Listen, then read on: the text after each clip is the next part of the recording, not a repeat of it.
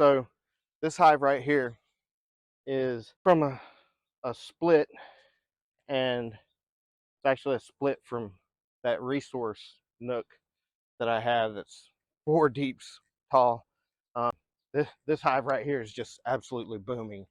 I don't know if it's just a great queen or if bees just really like Nooks, the 5 frame configuration. I've heard a lot of talk that bees just really like the narrow, tall, sort of like a tree, I guess. So I may in the future end up going to all Nooks and just see how that does.